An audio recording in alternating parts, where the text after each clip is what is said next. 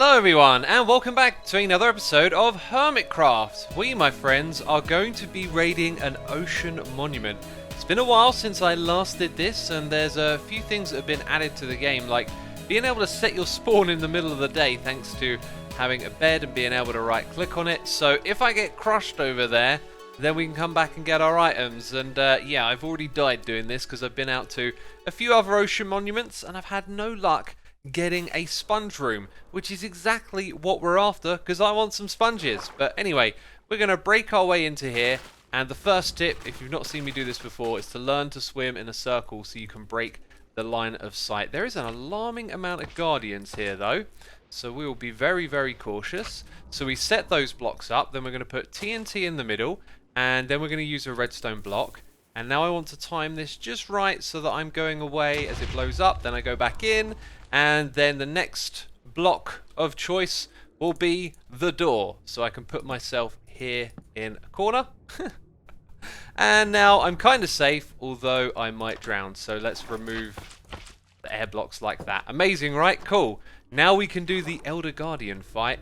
You're actually going out there, which is kind of problematic. We need to stay inside the room. Get back in the room, buddy. This is not the way I want it to go. I've done it. I've managed to take out the Elder Guardian, and here's a pro tip. While you're down here, it's going to get filled up with lots and lots of Guardians, right? There's loads of them. Well, wings, activate please. If we go all the way up here into the sky, we will force all of the Guardians to despawn. So then when we go back down, we've kind of hit the reset button, which is rather important. Now, the next place we're going to crash into is the side over here. There's no Guardians here as of this moment, so I will act very quickly. There we go. Just check around me. Awesome, no Guardians here yet. Let's go in and get this other Elder Guardian, which should just be down in this area. Where are you, buddy? There you are. And I'm going to go around in a circle, try to attack you when your fawns are in. There we go. And again, this is a pretty slick fight. That move, flying up into the sky, just saved us a lot of time and effort. And for those reasons, we're doing it again. And you just saw behind me there, right? All the Guardians disappear. Okay, so this time it's the one on the left. We're going to plunge straight back down and try and do this just as efficiently. Get the grass and stuff out of the way. TNT, slime blocks, redstone block. Check around us for Guardians. We're all good. We're doing this like true professionals. In we go. There's the Elder Guardian, and there shouldn't be too many other Guardians around. Hey, we got it. That's it. That's the third one. Now I've got to find the sponge room. However, gotta wait 50 seconds. That's not too bad. No, I don't have to wait because I brought a milk bucket with me, right? That's literally what I brought it here for. Okay, I found the sponge room. A little bit of a tip for you. If you get some of the water out of here, it makes mining the blocks a little bit easier. So that's the first thing that I'm doing, is just getting the water out of my face. And then we can mine up all of these blocks. And that was a success. We've got ourselves 33 sponge blocks, so we can work on our ink farm. Now, while we head back to base, I want to bring up something I saw in a fellow Hermit's video.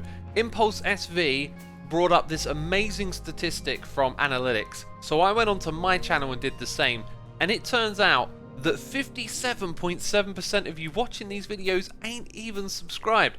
That is crazy. If all of you decided to subscribe today, which I am totally encouraging you to do, we could hit 1.5 million subscribers just like that, which would be absolutely magic and amazing. Probably ain't gonna happen, but I'm gonna encourage you to do it. If you ain't subscribed, go hit that subscribe button.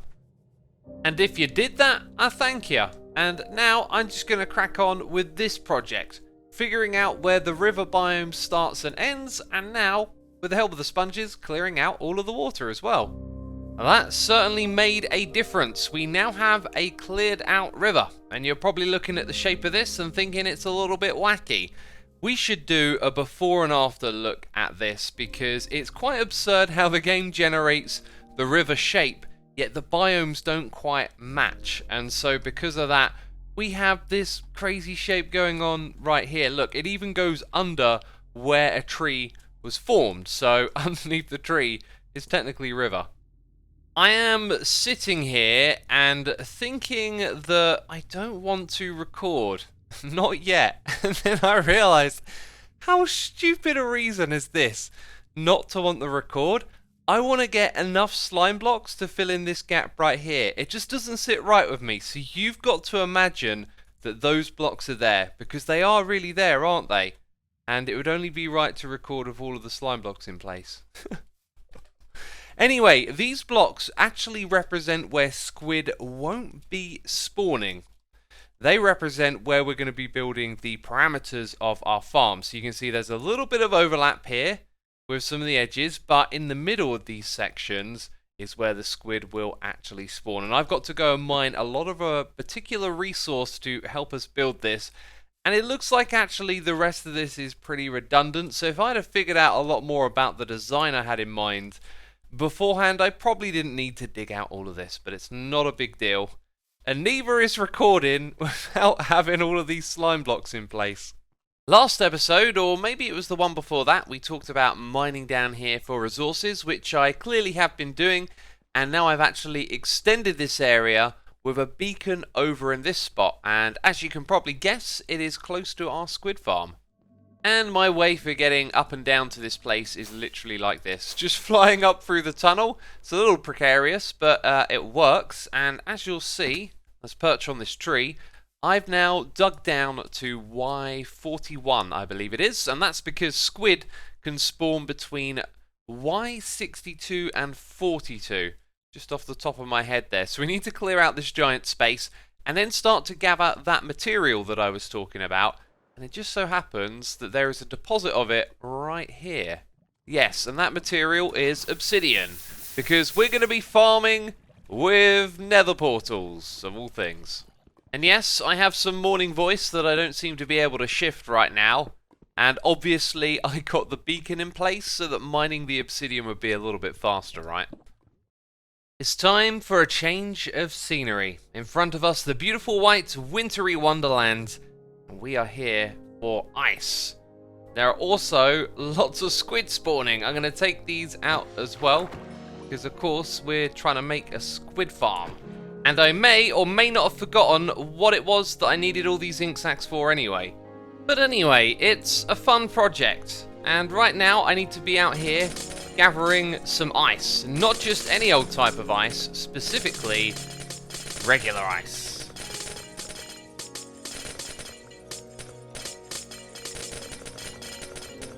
I am so glad that I have Depth Strider on my boots now. This makes collecting the ice so much easier. Also, I kind of literally look like a squid right now. Okay, a nether portal frame. When lit, will create the purple portal block. That's rather curious. Anyway, the portal block emits a light level of 11, and ice requires light level 12 to melt. If it were the other way around, this thing could literally build itself, because we are going to be putting the ice in between the layers of the portal right here. Now, what you're looking at has been expanded slightly just because I got my numbers wrong. It is 21 blocks across on the middle there, but including the obsidian on the outside, it's 23. So 23 by 23 is the maximum size you can make, and we're not doing that in height because we're just putting this where squid can spawn. I think I gave you that number a little bit earlier. So anyway, we're going to swoop on into here, and we're going to place down lots and lots of ice, and then we're going to light up the sides like this. And then we're going to break all of the ice, and we're going to be turning it into water. So what are the squid going to do when they spawn in this water? They're basically going to pick a direction to swim and end up inside of the nether portal, taking them into the nether. Mojang, I found something that you need to fix, okay, peeps? Embrace your eardrums. That's too loud. That's ridiculously loud. You know, this farm won't look very interesting at all, but between the gaps of the obsidian up here on the surface, we could have like a looking platform to look down into it. And that view right now is interesting because of all of this ice. What I want you to do is imagine that the ice here is sort of like one tool and that there's a surface of material underneath it. If we broke all of these individually, they'd actually fill up the entire thing with water. And because water sources can be made on top of other ones, as long as we break every single one of these pieces of ice, we're going to fill up all the spaces between the portals with water. So I've got to do it one side at a time, because we've also got to make sure that the portals are lit. Now you might be thinking that water can break the nether portals. That is true, but only when you put the water bucket or using a dispenser directly onto the portal itself. It can actually maintain having water between it. So let's go ahead and light that. And I've got my fortune pick right here. Of course I can't use silk touch. And so now what I've got to do is start doing all of this. And what I am anticipating is that it's going to be slow and annoying, and that also I might get pushed into the portals a lot. But this is my fate now. There might actually be a way better way to do this if I start at the top and work my way down. I'm really not sure what the best way to do this is in terms of speed, but I'm just going to crack on and get this all done. As we break the last of these blocks here, we're going to see lots of water sources sort of forming all the way up to the surface. Right. There they go. It kind of looks like there's a problem direct. Nope, it's resolved itself. Yes, and look at that.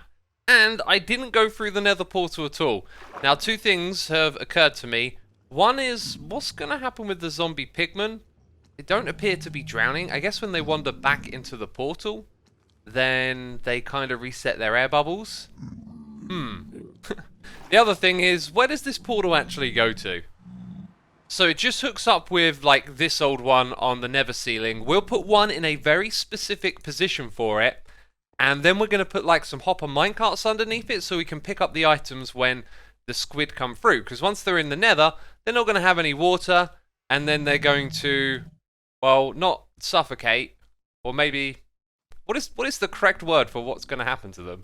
So now the second one here is done. And I think I've come up with an ingenious solution for our zombie pigman problem. They wander onto where these stone blocks are, and if they sink out of the water, we can actually open them up and have a gap that drops them down onto magma blocks. Although, did they make it so that zombie pigmen were resistant to magma blocks? I can't remember. Okay, you're now about to see the inner workings of my mind, because I created a little world to run some tests and experiment to design this. I looked into it and I was like, this is so janky. You'd probably be thinking, what on earth was I up to in here? Well, I was actually just conducting some simple experiments. The biome of this world was a river. I wanted to check what height squid would spawn at, and then if they would move into the portals, all of that kind of stuff, right? So anyway, over here I've made a little mock-up of what I'm thinking about. So if we have a zombie pigman kind of wander into that block there, it sinks, yes. Okay, and then it doesn't take damage on that. Well, what happens if a squid falls down into here, right? Which I think it can do. It can fall out of the water. It would die on the magma block, but this wouldn't kill the zombie pigman.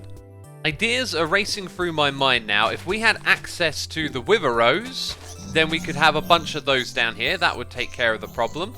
So if we made use of soul sand, we could pick up items without a minecart traveling back and forth, which I'm not really sure that's the best way to think about it. But anyway, the more relevant thing here is that we could have some sort of crushing system with pistons on either side that pushed blocks in periodically and crush the mobs in this space. The only problem with that is these things are really wide, so they're going to cost a lot of pistons and they're going to cost a lot of redstone wire. So for now, I don't think we quite have a solution to this problem, but we're kind of close. I could also just use what's already here, and that's full damage, which, you know, some of the mobs falling down might despawn before they hit the bottom. In fact, they probably definitely will, because we're going to be so far away from it. That would actually work for both of these. But yes, they would probably despawn and we wouldn't get anything at all. You know what? Until we get our hands on many wither roses, then I think that works for now. But for now, full damage it will have to be. So over the back here, you can see that there is an area for the zombie pigmen to fall down on, which apparently one has just done, and something a little different is going on over here. We'll talk about some thoughts I've had about this farm since, but you might notice that I'm down to 5 levels of XP, and you're about to find out exactly why. The head games, my friends, we are off to a slow start. There is no doubt about it with this one. There is a leaderboard over here, and I haven't deposited a single head. Look at this. Cubfan is way off in the lead. Kralis is in second, and 10 points if I want to get myself on the leaderboard, but I ain't going to catch up with any of these up here. Look, 234 points. And it has begun. Excuse me, sir? Bishwami. B-Ralis. My bee buddy. We meet again. Hey, put that bow down. I can overheard you talking over there, and I also noticed that I believe you're the double points guy today. Oh. Wait, hang on, I heard about this. So there's a bounty on my head. I think we should team up. Like, I think you should cut me in on the winnings, and I will help you with heads. Today, you can get my heads as many times as you need, and it's worth double points. And you give me a head, okay? Yeah. Don't say it like that. Your head, I mean. Yeah. Yeah. Okay. Look in here. Look at all those heads. So let's see here. Where am I at? I'm in second position. Oh, dude, I'm so close behind Cub. Yeah. See. Look, with a little bit of help, you're gonna win this, right? You cut me in on some of the winnings. I would say a third. A third? That's very generous. Oh no, I take it back. Oh, no takesy backsies. A third it is. I'll accept a quarter. I'll accept a quarter. A quarter. Yes, I was thinking, useless old me. I'm probably worth about 10%, but a quarter will do me fine. Okay, I guess a quarter. Man, I just gave away diamond blocks. Okay, so this is like not against the rules. We've struck a deal. You beat. Oh no, Corrales. Oh. Yes, I did not miss. Oh yeah, okay, go on then. Amazing. Okay, this is. I'm no longer a low def hermit. Let's put it that way. People are gonna see my def score and be like, that Asuma guy, he don't know how to play Minecraft. Dude, we can duel. We can take a duel after this, if you wanna give it a go. You can do this. This will be like the least entertaining PvP duel anyone has ever watched. You're just flying away, man. I just don't know what to do. I'm just flying. Oof! Oh. Dude. Okay, you've got this. You got thorns on. Oh, I didn't set my spawn because I picked up my bed. Oh man, you know what? That was the worst match ever. It was a pants PvP fight and I didn't want to subject you to it. After that, we decided to head back over to my base so I could show him my plan for being a helpful teammate in this head games competition and how we were going to get points, which was through breeding the bees. I could give Corrales the hives. He could then let the baby bees grow into adults and harvest them for heads, which gets us points in the head games. So hopefully we can win and get some diamonds through this plan. But of course, giving Corrales a hive, it didn't take him long to plop it down on the ground and let the bees escape. No. I'm just thinking if there's a place where they wouldn't survive, like the desert or savannah or whatnot. Oh, no. I knew you were going to do that. That was an inevitability with you holding that in your hand. Can I get one more? Yeah, sure. So I will be breeding the bees and supplying Corrales with them in the head games, and together hopefully we can win. But let's get back to the Squid Farm project because we're almost done here. And you might remember that we had trapdoors at the bottom over here. This is just a pathfinding thing. I've got a feeling that the zombie pigmen might have a better time going across these gaps than they do with the signs. So yes, anyway, I just need to come back here and close them all because when I was digging out the space below, I kept having loads of them fall down where I was digging. Now, a problem we have is that on the opposite side, you can see it's not hooking up to the correct portal, and we may have some issues with getting it to synchronize. Now, this is supposed to be the exact same position, and as you can see, there is a portal lit there. I've just put ice in front of it because I didn't have glass. This has been designed to pick up all of the items as the squid and apparently fish are going to come through here as well when they suffocate on the inside. But yes, it's synchronizing up with the wrong portal. So I think I'm just going to temporarily break this and then we'll see what happens next. So I'm going to go AFK in my little AFK box for a moment, and while there, got a little clip to show you from when I was with Corrales. Whoa, shishbam! What is this this contraption with the tripwire hooks? I'm Okay, over here. it if a skeleton spawns on the top of the spawner, it drops water in to push them off. See Ah, that? Oh, whoa! what? That was impeccable timing. That was fantastic. So yeah, the odds of that happening were pretty slim, but it actually happened twice in a row, which was really bizarre. Anyway, I've been thinking about how this thing might become a gold farm as well, and so we might be expanding on the idea of what this thing is in the future. But right now, there's too many peeps online, and from this point on in the day, it just gets busier and busier on Hermitcraft. So if I ain't getting any squid spawns now, I'm probably not going to for a while. So we'll have to wait and see how efficient this farm is going to be. In the meantime, I'll just be doing odds and sods around the base and all of that stuff. So we're going to wrap the episode up right here. If you have enjoyed it, be sure to leave a like. As always, thank you so much for your support on these episodes, and I'll be seeing you soon with another one. Ciao for now. Bye bye.